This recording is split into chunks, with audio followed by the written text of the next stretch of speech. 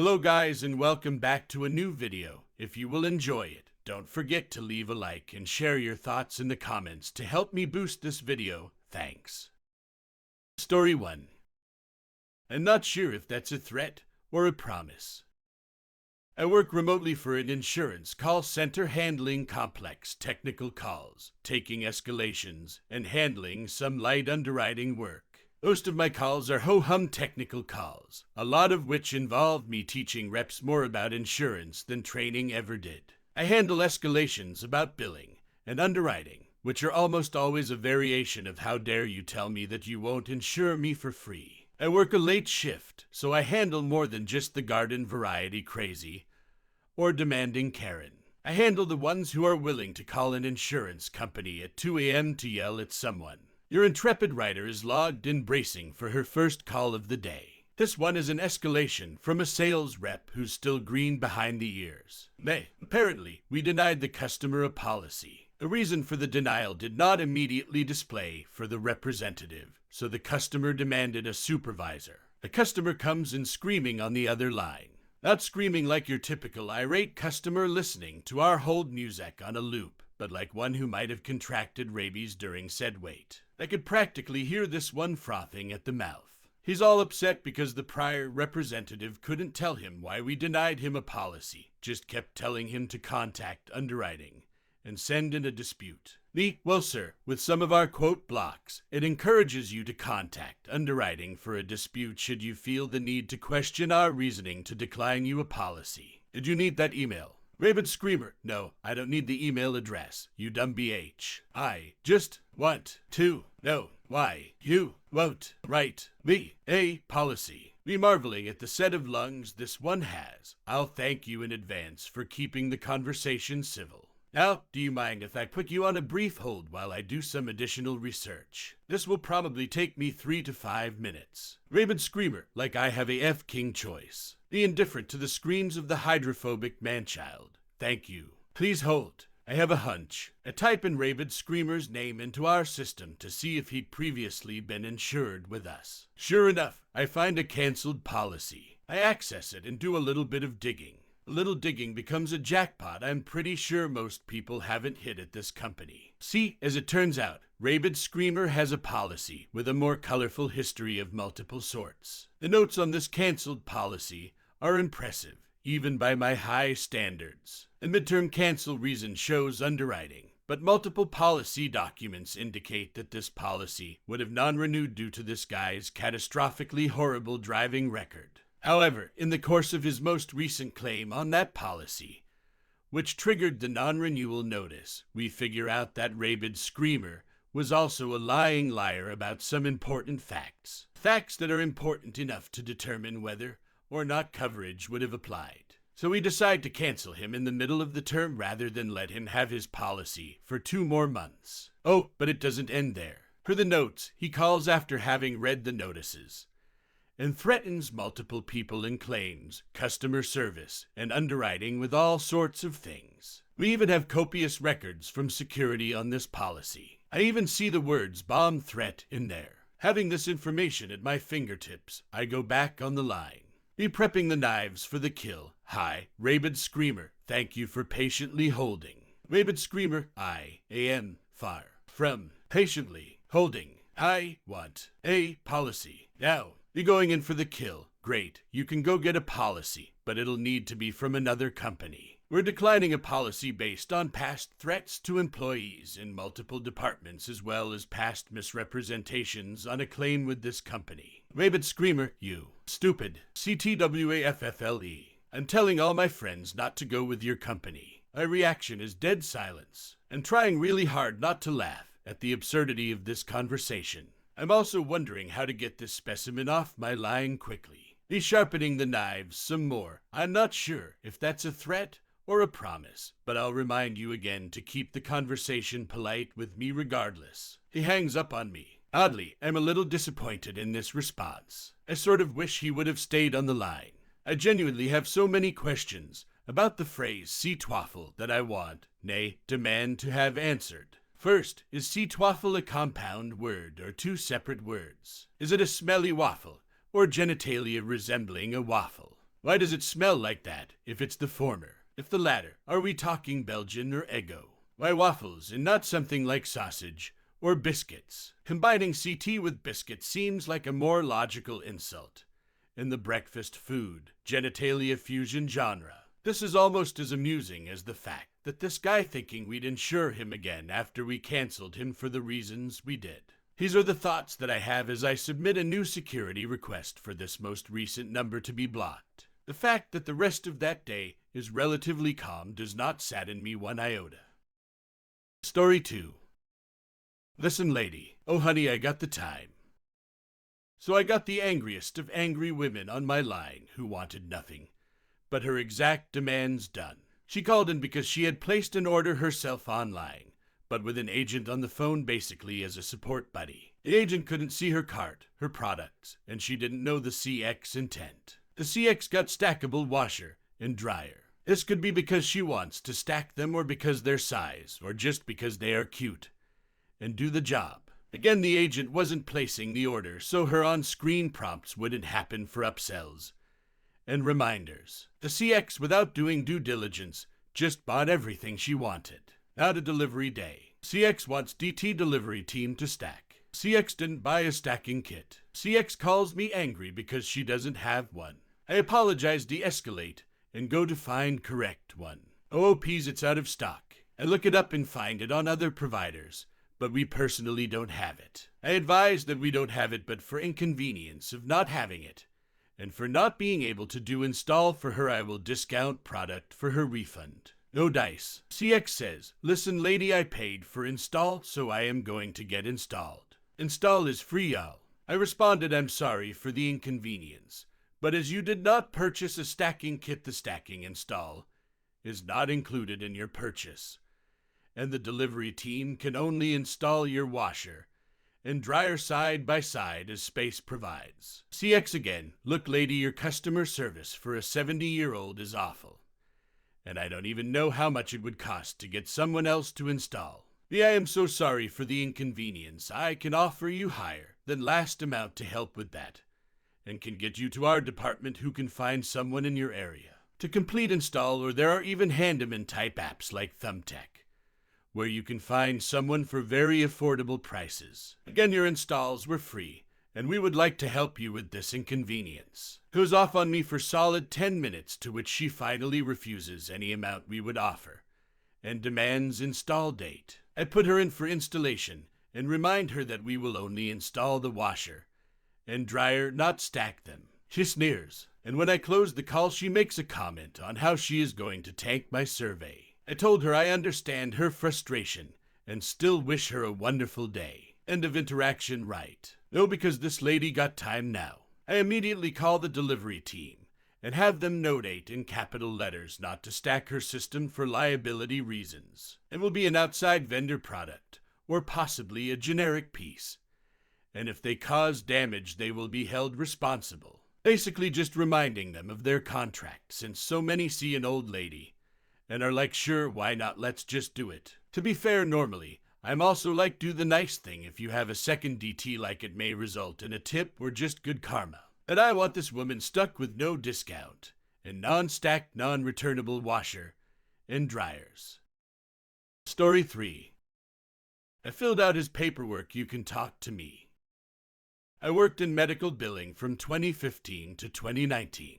I have many tales I can share. Part of my job duties involved calling people to go over what their insurance policies would cover in regards to surgical procedures, treatments, visits, and sometimes medications. The annoying issues I ran into were cases of parents of adult children living at home demanding that I tell them the purpose of the call for their adult children. And I had to explain that I could only speak to their adult children, and then there were the spouses of patients who demanded the same thing. I found often there are a good amount of people who didn't seem to understand or even know about the existence of HIPAA laws. Here's one of those tales. The billing agent Ba, annoying wife of patient AWP. Additional info: patient was scheduled for an upcoming surgery, and no HIPAA authorizations were on his file. I call the home. Hello, this is Ba from such and such health insurance company. May I speak with John Doe? AWP, he's out in the garage. I'm his wife. Is he available to speak with me? Or can I arrange a callback? AWP, I filled out his paperwork, and you can speak to me. Hi, Mom, I can only speak with him. AWP, like I said, I filled out his paperwork, and you speak to me. I then again tell her that I can only speak to him. I set up the callback, called several hours later, and spoke to the patient. I could hear the wife in the background butting in with the answers and such. After that encounter and similar encounters on that job, I made the vow that if I ever got married, I wouldn't butt into things or situations that my wife can handle on her own, given that she has the ability to speak on her own behalf. Yes, there are situations that warrant medical POAS and HIPAA authorization involvement because of things like dementia, brain injuries, issues communicating due to stroke, illness, etc. If a person is able to speak on their own behalf and they have all their faculties intact, then they should do so, and spouses or other family members need to respect that and not butt in or make demands of people working for insurance companies, hospital billing, etc. Additional note, another memorable incident on that job involved a 19-year-old male. His mother answered the phone number on file and kept ranting, "I'm his mother, you can talk to me." I laughed after that call because I lived at home due to finances and to help my parents with my grandmother until I was 21. But my parents never butted into my business regarding insurance, my job, and other things. Years later, when I worked in billing, it made me glad that my parents aren't nosy assholes. Story 4. Oh ma'am, the agent who put in the request for your gift card did not mail it out to herself. This one's a doozy. Unmobile, apologies. So the client I work for is a major car manufacturer. I work in their credit card rewards department. The details of the programs I handle aren't terribly important for this story. All you need to know is that we allow for gift card redemptions outside of the company, but the points are worth less than if they redeemed with the company. And that once the redemption is processed, it's in the hands of a third-party gift card company. We can't do squat. The only exception to this is if it was processed manually, in which case we have to resubmit the request manually if it's been more than 10 business days since it was requested. So this lady calls in. She's very nice. Turns out it's the daughter of the customer speaking, and I sure wish I'd gotten to speak to her daughter the whole time.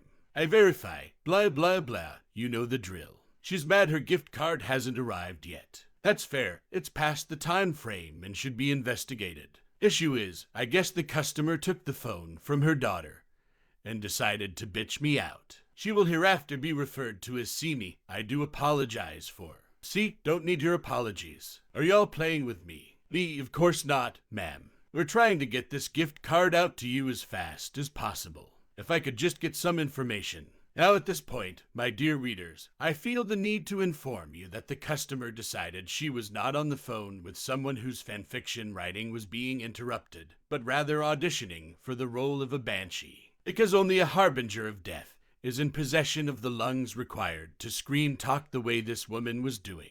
See, y'all are playing with me. I think the girl who sent the card sent it to herself. Me, actually, ma'am, that is not possible, because she cuts me off again here, but I was gonna tell her that it's entirely automated, and we can't change the address it sends to even if we want to. See, I ain't no kid. Y'all can't mess with me. Y'all don't know who you're messing with.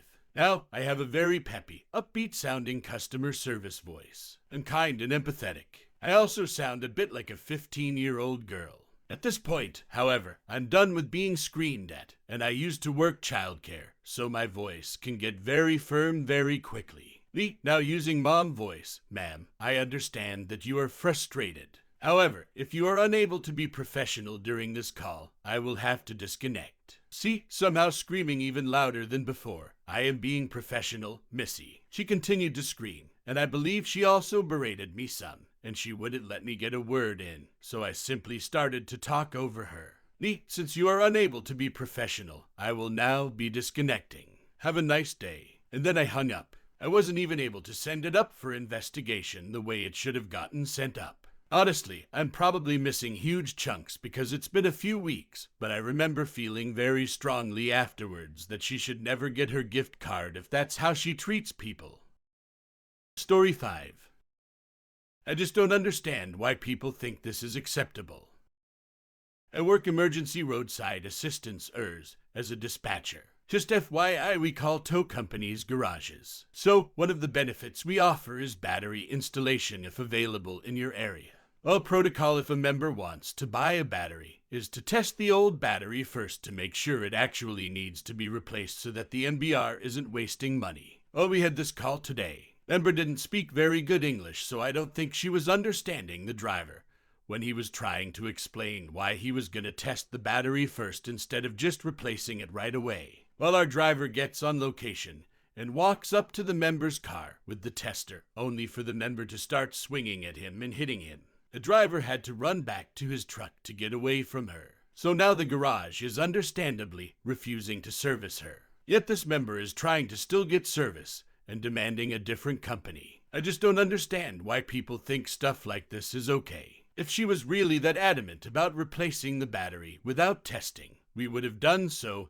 as long as she wasn't trying to have it replaced under the warranty. The driver was just under the impression she didn't understand that he was trying to help ensure she didn't waste money on something that wouldn't fix her issue cause she was adamant that it needed replaced because a jump didn't work. A lot of members aren't aware that a failed jump could mean more than just the battery being bad. So it's not uncommon for members to insist the battery needs replaced only to find out that it was the alternator or something that was really the problem.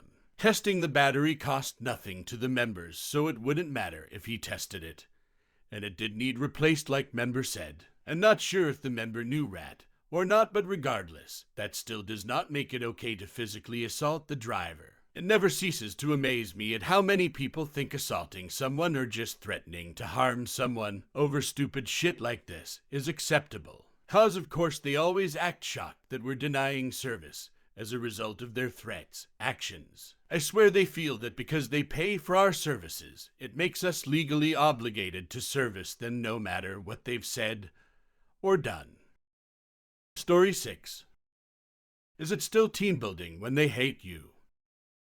I posted here before about my time working in a call center for the UK division of Geek Squad. The building we were in was owned by the parent company, and most departments were actually different businesses owned by the parent company. This meant that different brands were often on the same floor, or in some cases in the same room. So for a little while, I think less than 2 years, the Best Buy call center was in the room next to ours. They provided logistics support for the stores, and gave customers delivery updates, etc. It was a pretty small team because only 11 stores ever opened before Best Buy gave up on its UK expansion. It failed pretty miserably. But at the start, Best Buy were enthusiastic about the venture, and this extended to the few American executives that were sent to the UK to help set things up and get things working in a way that fit the Best Buy spirit. These people were cheery, enthusiastic, and hated by basically everyone who worked there. They weren't bad people really, but their style of energetic motivation clashed pretty heavily with the working style of a British call center,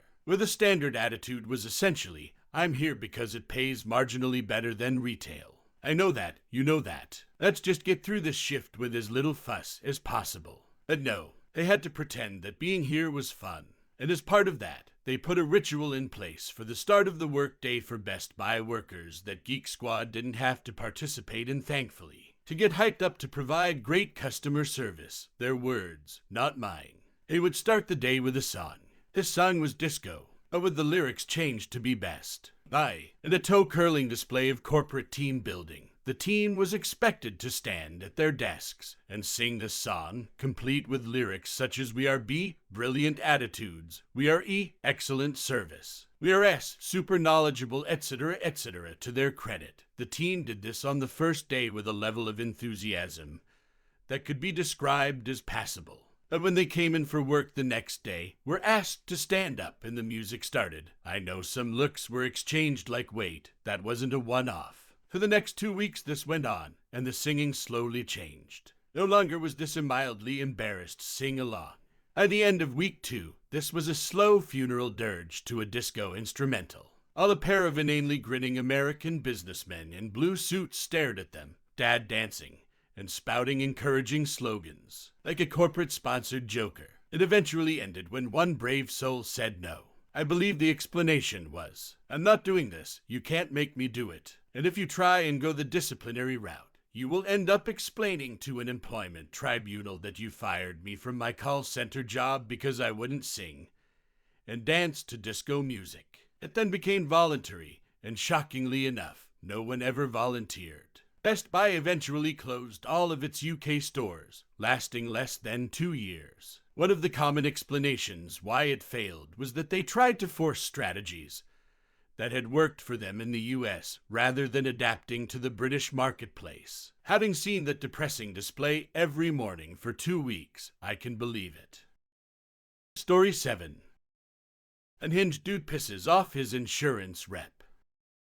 I work for a HealthFlex account company. Sometimes, reps from insurance call centers will transfer a member over and stay on the line with them to make sure they're taken care of. Not a problem. Most of my callers are nice elderly people that have questions about their benefits. I absolutely love my job.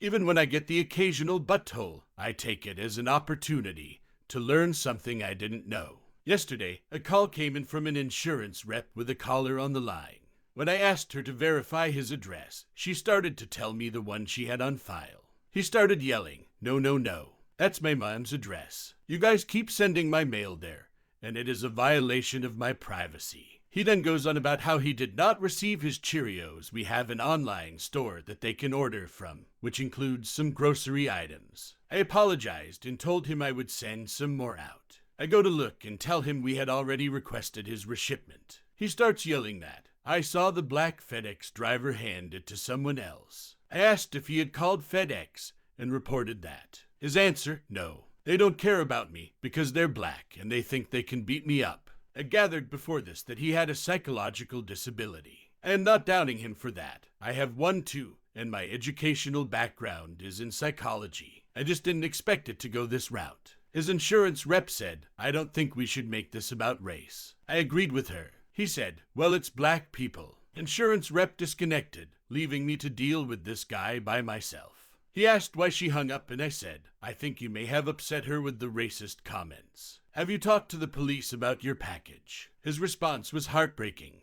He said, "I have, but they aren't even investigating this grand theft. Every time I call them, they take me to the hospital and tell me I'm crazy." I felt terrible for him, racist comments and all. He was paranoid, and that is hell on anyone. He kept asking if he could call the insurance rep back and apologize. I told him he was welcome to call them back and ask. He then started crying and saying everything was going wrong for him, and he was going to get kicked out. When I asked why he thought that, he said, "Because I'm not paying rent." I filled out another form and told him to call back in a few days to get his tracking number. I hope he gets his Cheerios. Sounds like life is hard enough for him.